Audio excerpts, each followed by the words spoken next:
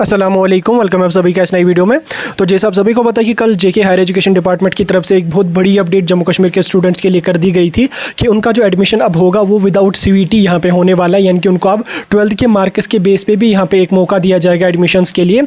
अब इस नोटिफिकेशन को जब आया, ये अपडेट जब आया, सबसे पहले हमने आपके साथ जब शेयर किया, तो ये अपडेट जब हमने शेयर किया तो लगातार स्टूडेंट्स के हमें कॉल्स आ रहे हैं, मैसेजेस आ रहे हैं कि अब हमने तो सीवीटी का एग्ज़ाम दिया, उसका तो अब हमें कोई फ़ायदा रहना ही मतलब रहेगा ही नहीं। तो अब यहाँ पे किस किस कैंडिडेट को 12th के मार्क्स के बेस पे एडमिशन मिलेगा? क्या सीवीटी आपका जो वो प्रॉपर्ली खत्म हो गया, सीवीटी का आपका स्कोर नहीं देखा जाएगा? इस वीडियो में मैं आपको यही 2-3 डाउट्स यहाँ पे क्लियर करने वाला हूँ, क्योंकि इसके हवाले से बहुत ज़्यादा स्टूडेंट कल से परेशान हो रहे हैं। तो इस वीडियो को देखने के बाद आपको कोई भी डाउट यहाँ पे नहीं रहने वाला है, तो वीडियो को आप पूरा एंड तक देख लेना। चैनल को भी सब्सक्राइब कर देना और टेलीग्राम ग्रुप हमारा ज्वाइन कर देना, लिंक उसकी आपको डिस्क्रिप्शन में मिल जाएगी। तो चलिए वीडियो को शुरू कर लेते हैं और देख लेते हैं यहाँ पे सीवीटी यूजी 2023 की एडमिशन प्रोसेस के बारे में। तो देखिए, जो कल आर्टिकल आया था मैंने वो आपको टेलीग्राम पे भी भेजा था। अगर आप उस आर्टिकल को अच्छी तरह से पढ़ोगे तो जो जेके हायर एजुकेशन डिपार्टमेंट की तरफ से अपडेट आया उसको मैं आपको थोड़ा सा डिटेल में अगर आपको समझाऊं। देखिए, जो कैंडिडेट यहाँ पे आपको कह रहे हैं कि सीवीटी का अब सिस्टम खत्म हो गया, वो बिल्कुल गलत है। ठीक, अब ये जो विदाउट सीवीटी एडमिशन रखा गया, ये उन कैंडिडेट्स के लिए रखा गया। देखिए, आपको पता है कि लगभग 88,000 स्टूडेंट्स ने यहाँ पे सीवीटी का एप्लीकेशन फॉर्म फिलअप किया था। उसके बाद क्या हुआ कि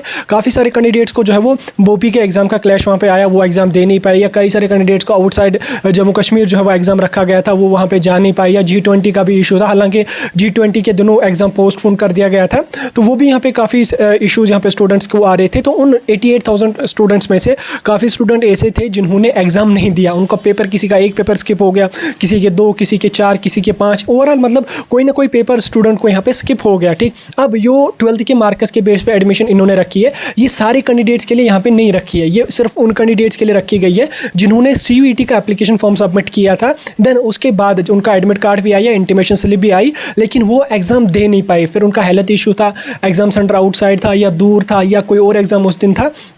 तो उन कैंडिडेट्स को यहाँ पे फिर से एक मौका दिया गया कि आप बिल्कुल परेशान मत हो जाओ। एग्जाम सेंटर आपका आउटसाइड था, G20 का इशू था, बोपी के एग्जाम का इशू था, आप बिल्कुल भी परेशान मत हो जाओ। हम आपको 12th के मार्क्स के बेस पे भी यहाँ पे एडमिशन का एक ऑप्शन आपको रखेंगे, आपको हम एक और मौका दे देंगे 12th के मार्क्स के बेस पे।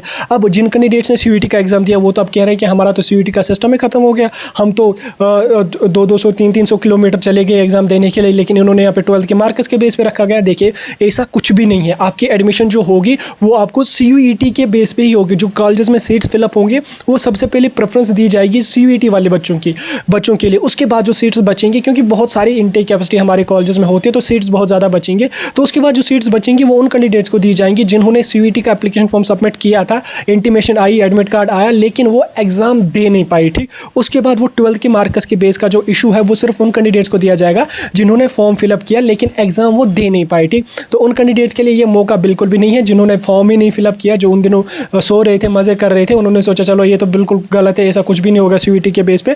तो उन कैंडिडेट्स को यहाँ पे सीयूईटी के मार्क्स के बेस पे एडमिशन या 12th के मार्क्स के बेस पे एडमिशन नहीं मिलेगी जिन्होंने फॉर्म फिलअप नहीं किया है। ठीक, जिन्होंने फॉर्म फिलअप नहीं किया उनको फिलहाल एडमिशन नहीं मिलने वाला है। ठीक, जो 12th के मार्क्स के बेस का इशू जो है ये सिर्फ और सिर्फ उन कैंडिडेट्स के लिए है जिन्होंने सीयूईटी का फॉर्म फिलअप किया, एडमिट कार्ड आई, इंटीमेशन आई, लेकिन उनका 1 पेपर, 2 पेपर, 3 पेपर या जो भी पेपर उनको स्किप हो गया, उस स्पेसिफिक सब्जेक्ट में अगर उनको एडमिशन चाहिए, उनको 12th के मार्क्स के बेस पे मेरिट लिस्ट बना दी जाएगी और उनको वहाँ पे 12th के मार्क्स के बेस पे यहाँ पे एडमिशन दिया जाएगा। तो जिन कैंडिडेट्स का सीयूईटी का एग्जाम अभी चल रहा है, क्योंकि आपको पता है कि अभी 17 को हमारा सीयूईटी का एग्जाम कंप्लीट होने वाला है, इसमें लगभग 10,000 बच्चों का फाइनल फेज़ में हमारा एग्जाम चलने वाला है, जिसमें जम्मू कश्मीर और झारखंड के बच्चे हैं। तो वो सारे कैंडिडेट्स अपना एग्जाम बिल्कुल भी स्किप मत कर लेना, आप अपना एग्जाम दे देना, टाइम पर अपना पेपर दे देना। ये मौका हर कैंडिडेट के लिए नहीं है, पहली प्रेफरेंस आपको सीयूईटी वालों को ही दी जाएगी।